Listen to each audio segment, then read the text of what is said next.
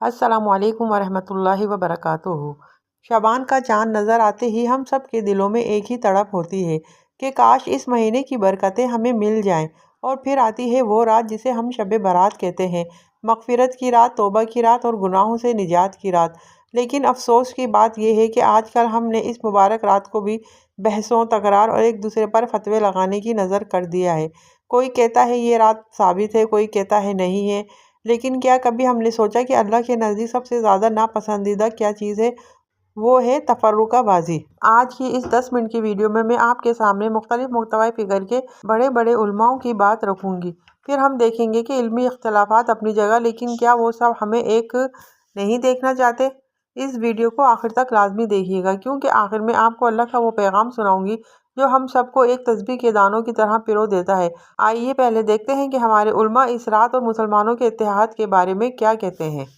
15 शाबान का रोज़ा तो किसी सही हदीस से साबित नहीं है, इसलिए इसको तो छोड़ देना चाहिए इसको। और क्योंकि ज़ईफ़ हदीस से बहरहाल किसी अमल का सबूत नहीं होता। 15 शाबान के रोज़े के बारे में जो हदीस है वो ज़ईफ़ है, तो उससे अमल साबित नहीं होता। और बाकी कोई मखसूस इबादत नहीं है। और 15 शाबान में बहुत इख्तलाफ है उलमा का कि ये इसकी रात की कोई फ़जीलत है भी या नहीं। बहरहाल जमहूर इसकी फ़जीलत के क़ाइल हैं, तो अगर कोई इसकी फ़जीलत की बिना पर इबादत करना चाहे तो इबादत का कोई मखसूस तरीक़ा नहीं है, जैसे चाहें इबादत करें, बल्कि मखसूस तरीक़ा ईजाद कर लेना ये बिदअत है। अहादीस में ये मजमून मिलता है कि शब बारात अल्लाह करीम कबीलाए बनु कल्ब की बकरियों के बालों की तादाद के मुताबिक गुनाहगारों को जहन्नम से आज़ाद फरमाता है। ऐसे बदबख्त इस रात भी होंगे जो नहीं बख्शे जाएंगे। अहादीस में उनके बारे में फरमाया शराब का आदि नहीं बख्शा जाएगा, माँ बाप का नाफरमान नहीं बख्शा जाएगा, जिना का आदि नहीं बख्शा जाएगा। है कि शब बारात के बारे में, यानी 14 और 15 की दरमियानी रात, जिसे हम 15वीं रात कहते हैं शाबान की, जो क्लेम किया जा रहा है ना कि इस रात में तकदीर के फैसले होते हैं, रिस्क लिख दिया जाता है, किसने मरना है, किसने पैदा होना है, ये सारी बातें लिख दी जाती हैं। ये सारे के सारे क्लेम, हत्ता कि यहां तक क्लेम किया जाता है जी कुरान 2 दफा नाजिल हुआ है। एक दफा लोहे महफूज से जो है वो पहले आसमान पे, और उसके बाद पहले आसमान से नीचे। वो कहते हैं वो जो पहले वाला ऊपर वाला हिस्सा नाजिल हुआ है वो भी इस रात में हुआ है। ये सारे के सारे क्लेम कुरान की रूह से बिल्कुल गलत है। कुरान हकीम को आप पढ़ेंगे तो ये सारे के सारे क्लेम्स आपको शब कदर के बारे में मिलेंगे। कदर का मतलब डेस्टिनी की रात, जो रमजान मुबारक के आखिरी अशरे की ताक रातों में आती है। अहादीस मुबारका की रोशनी में शब बारात की क्या अहमियत है? क्या इस रात की इबादत ठीक है? शब बारात का रोजा रखा जाता है, उसकी सही हैसियत क्या है? शब का रोजा तो कभी होता ही नहीं, ये आपने शब बारात का रोजा कैसे लिख दिया? शब रात को कहते हैं ना।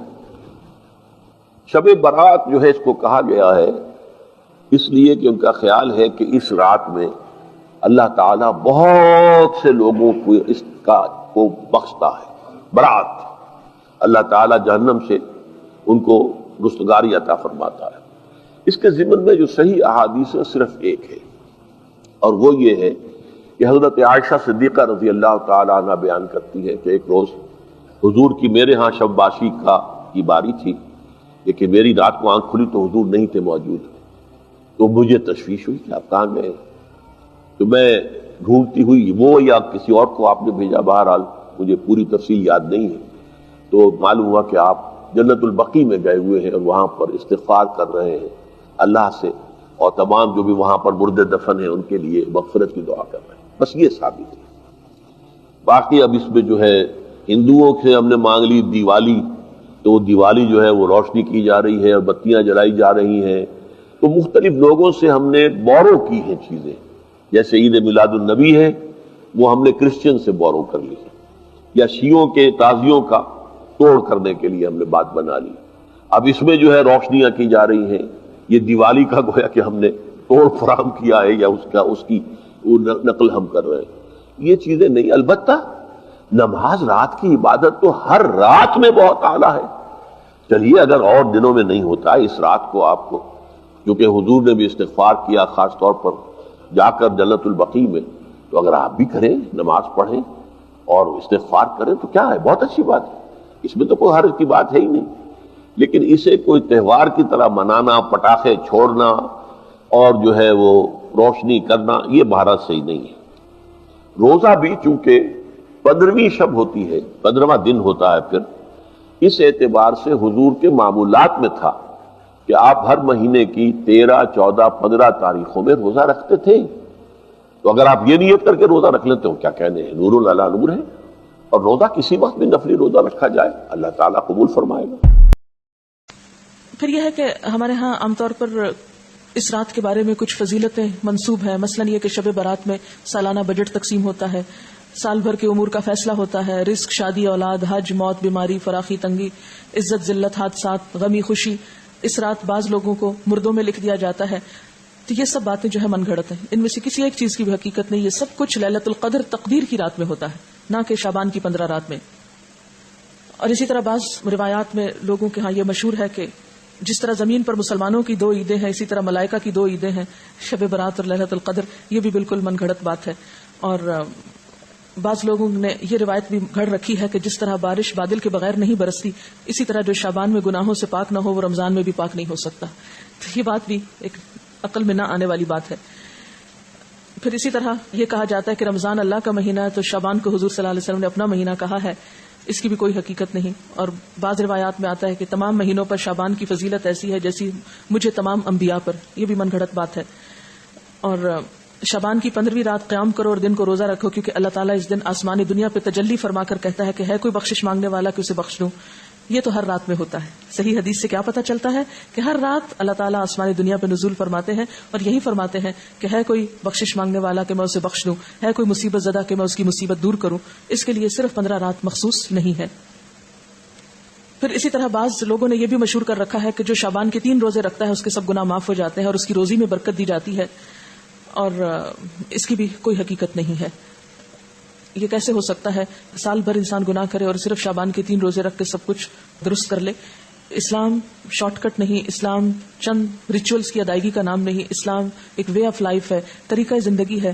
اس میں اللہ کے حقوق بھی ہیں اور بندوں کے حقوق. یہ کس طرح ہو سکتا ہے کہ ایک شخص دوسروں کے حقوق پہ ڈاکہ ڈالے، کسی کو تانے دے، کسی کی چغلی کرے، کسی کے گھر میں آگ لگوائے، کسی کو ستائے، کسی کو مارے اور حرام خوری کرے، اور پھر اس طرح کے چند کام کر کے، حلوے پکا کے کھا کے اور چند اور ریچولز ادا کر کے یہ سمجھے کہ اس کے دین کی ساری ذمہ داری پوری ہو گئی. ایسی کوئی چیز قرآن کی روح سے تو ہم کو معلوم نہیں ہوتی.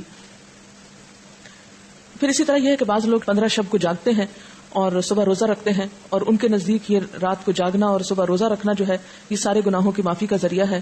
اس کے بارے میں ایسی کوئی بشارت یا کوئی فضیلت کسی صحیح حدیث میں نہیں آئی.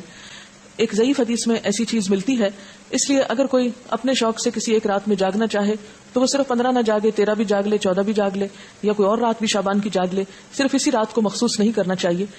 عام طور پر لوگ یہ کہتے ہیں کہ کیا فرق پڑتا ہے، کوئی نیکی کرتا ہے تو کرتا رہے، تو ٹھیک ہے وہ ان کی مرضی. لیکن اگر کوئی یہ سمجھے کہ اس نیکی سے میرے سارے گناہ معاف ہو جائیں گے یا میرے اگلے پچھلے گناہوں کی صفائی ہو جائے گی، تو ایسی کوئی توقع نہیں رکھنی چاہیے.